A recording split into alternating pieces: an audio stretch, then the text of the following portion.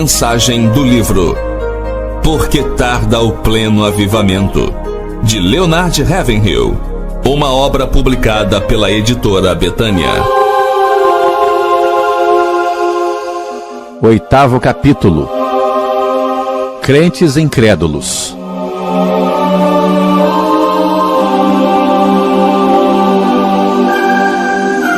Qualquer dia desses, uma pessoa bem simples vai pegar a palavra de Deus, lê-la e crer nela. E aí nós todos vamos ficar muito envergonhados. É que nós adotamos a cômoda postura de que nossa tarefa para com a palavra é explicá-la. Na verdade, nossa primeira atitude deve ser de crer nela e depois obedecer. Um pensamento que tem me ocorrido com frequência ultimamente é que existe uma grande diferença entre conhecer a palavra de Deus e o Deus da palavra. Não é verdade que toda vez que assistimos a um seminário de estudos bíblicos, ouvimos uma repetição das mesmas velhas lições e saímos dali sem ter aumentado nem um pouco a nossa fé? É possível que Deus nunca tenha visto um grupo de crentes tão incrédulos como os desta geração. Como isso é humilhante para todos nós. Será que estamos como que deslumbrados com uma riqueza espiritual? Talvez sejamos como um marinheiro pobretão que cruza o Atlântico e fica alucinado, magnetizado ao pensar que ali embaixo está o navio Lusitânia com muita riqueza em seu bojo. Ele poderia pegar tudo para si. O único problema são os metros e metros cúbicos de água que o separam dele. Da mesma forma, do mesmo modo, a Bíblia, que é o talonário de cheques do cristão, que lhe é dado pelo Senhor da Glória, garante: tudo é vosso, e vós de Cristo, e Cristo de Deus. Estou me sentindo fortemente insatisfeito com a pobreza espiritual que nós, cristãos, estamos vivendo na atualidade. Muita permissividade com o mundo. Quantas vezes vamos a uma reunião de oração e ouvimos uma frase tão comum: Senhor, tu podes fazer isso, referindo-se a um determinado pedido, mas tal afirmação é fé? Não, é apenas o reconhecimento da onipotência de Deus. Eu creio que o Deus vivo, o Senhor da Glória, pode transformar essa escrivaninha onde estou escrevendo em ouro maciço, transformar água em vinho ou madeira em ouro. São coisas que estão dentro da capacidade dele, o Todo-Poderoso. Mas ele transformou água em vinho quando houve necessidade disso. Neste momento, por exemplo, $1 milhão me seria muito útil. E não gastaria nem um centavo para mim mesmo, nem teria do que me envergonhar naquele dia. Na verdade, temos muita necessidade desse dinheiro, mas afirmar que ele pode fazer a madeira se transformar em ouro não opera a transformação. E assim, ficamos sem o dinheiro.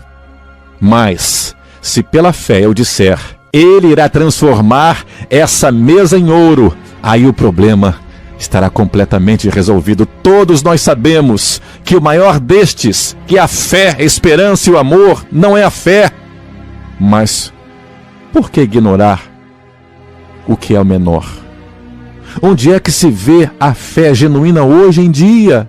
O que se vê é um mascaramento da fé. Um apelo que se ouve com frequência é: cremos que Deus deseja que entendamos a transmissão de nosso programa a mais de 10 estações de rádio. Estamos esperando dele os fundos necessários para isso.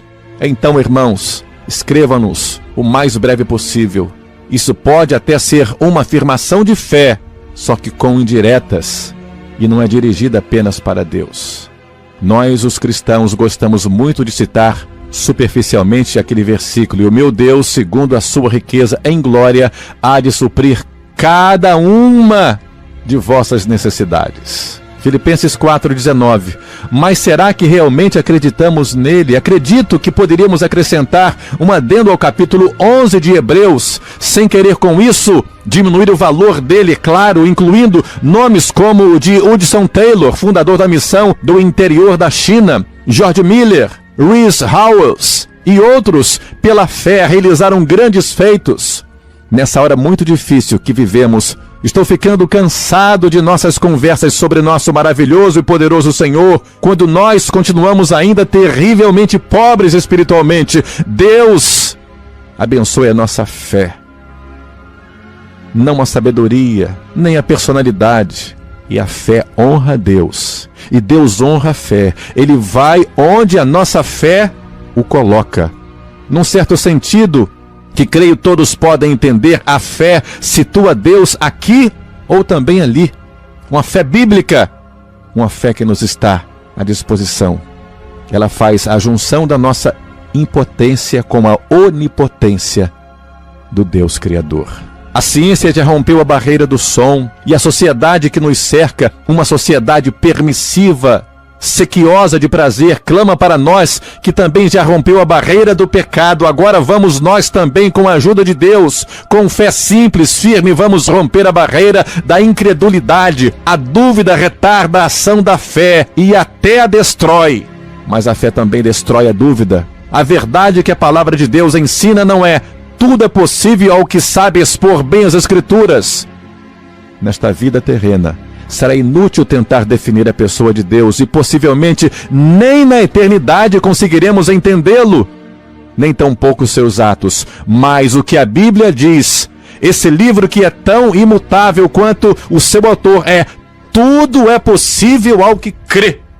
Muitas vezes ouvimos pessoas que se candidataram a um emprego para o qual se julgavam altamente capacitadas e foram rejeitadas dizerem, não sem amargura no coração: hoje em dia o que conta não é o que a gente sabe, mas quem se conhece. Não pretendo entrar no mérito da questão com relação ao mundo dos negócios, mas tenho certeza de que no plano espiritual é a mais pura verdade. Os fatos que sabemos sobre Deus nesses dias dão para encher uma biblioteca. Não queremos com isso depreciar o verdadeiro conhecimento, e menos ainda a sabedoria que vem lá do alto, o conhecimento das Escrituras, que é bíblico, é um preceito, é uma ordenança. Mas conhecer fatos sobre Deus é uma coisa, conhecer a pessoa dele é outra muito diferente. Paulo não tinha nada e, no entanto, possuía tudo. Que sublime paradoxo! Que abençoada pobreza! Esse homem era espiritualmente riquíssimo. O fato de estar edificando o reino de Cristo e de estar escrevendo os oráculos de Deus nunca lhe subiu à cabeça. E a despeito de tudo que fez, já quase ao fim de sua carreira, ele diz: e o poder da sua ressurreição e a comunhão dos seus sofrimentos, conformando-me com ele na sua morte. Meus irmãos, o maior empecilho que existe para que os cristãos transformem em realidade diante dos olhos do mundo as promessas de Deus é esse nosso desprezível ego. Mas Paulo declara que seu antigo senhor, o ego, foi destronado e, o que é melhor, foi anulado na cruz. Gálatas capítulo 2, versículo 20. Então Cristo pôde ser entronizado em sua vida, e para que nos purifiquemos e estejamos preparados para que Ele assuma o controle, é preciso que o egoísmo, a autocompaixão, a justiça própria, a autossatisfação, a importância própria e tudo que tem a ver com o ego sejam entregues à morte, sejam crucificados na cruz do Calvário. Não importa quem nós somos, nem o que nós sabemos, o que realmente importa é o que somos diante do inescrutável Deus.